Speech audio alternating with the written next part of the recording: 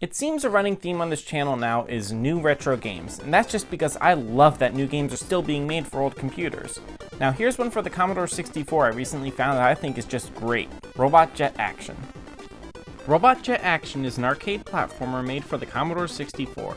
Created by Thomas Karian Mielnik, the game combines fluid gameplay with stunning graphics to create an exceptional gaming experience. While it's designed for PAL systems, the game does seem to work perfectly well on NTSC. So the story in this game is basically non-existent. Bad robots want to steal the game jewels, later referred to just as items. The hero, an unnamed good robot, has a jetpack, and the good robot has to go and collect all the items so that the bad robots don't get them. Yeah, that's a pretty terrible story. But for a game like this, that's not really that important. The point is just to play and get a high score. So really, you can even get away with not having a story at all. So I guess I really can't complain if it's bad here. Robot Jet Action is a fun platformer game where you play as a robot with a jetpack collecting items. You have to avoid obstacles and enemy robots as you progress through the levels. Your goal is to collect most of the items on a level in order to progress, or you could try to collect them all for a better score. So it is pretty basic. Avoid enemies and collect things. It really is just a basic platformer game. As this is an arcade platformer, naturally the main goal when playing is to try to get a high score. And it feels good to try for the highest score possible. It gives you a reason to collect all the items instead of just collecting what you need to progress. My only minor complaint is the fact that you can't enter your initials for the high score. Again, it's a minor complaint, it really doesn't matter that much. A lot of the challenge of this game comes from the fact that you can't fly forever. Along the right side of the screen you have a meter. As you fly with your jetpack, this bar fills up. When it's full, your jetpack overheats and you fall. You have to then wait while the bar goes back down. Now, if you manage your flying time carefully, this isn't a problem. But I'm impatient. I'll fly, then land, and I tend to just try to take off again before the cooldown is done. And because of that, I'll often run out of flying time and fall to my death. And now, I get why there's this limitation, why you need to have a limit on the flight time, otherwise the game would be too easy. However, I think the cooldown time just takes a little bit too long. It takes a while to cool down, so I spend a lot of time just standing there waiting, and it's kinda tedious. If the cooldown was a little bit faster, it'd be a lot more bearable. That being said, there are actually a lot of aspects about the gameplay that I really like, and one of the main ones is the enemies. They can actually be pretty challenging to avoid, which is awesome. In some games like Super Mario Bros., enemies are more of a nuisance than anything else. They're usually really easy to avoid or just ignore. In this game, there will often be items you need to collect that are guarded by the enemies, or the enemy patrol route will mean you have to be both careful and quick to get past. I've spent a lot of time just sitting watching how the enemy moves in order to better gauge when I'm safe to move. Now, in my opinion, this is an acceptable type of challenge in a game. It's very deliberate, and it's part of what makes this game so good. The graphics in this game are really impressive. So let's start with the character design. You play as this little robot, and it's adorable. He has a very friendly design, which to me looks like it took a lot of inspiration from Big Hero 6's Baymax. He has a fair amount of detail, including some detailing on the side of his head. This wasn't necessary, and it goes to show the care that was put into his design. Now, as for the enemy robots, they look good. They're all distinct and very unique. However, I personally don't think they really look like robots. They kind of just look like generic enemies. I mean, look, this is basically just a floating eyeball. And this is just a group of spinning dots. How is that a robot? But really, they're not bad.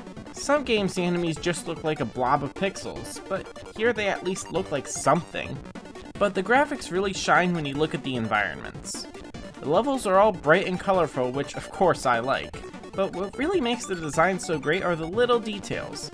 The different worlds all have very distinct looks inspired by retro games.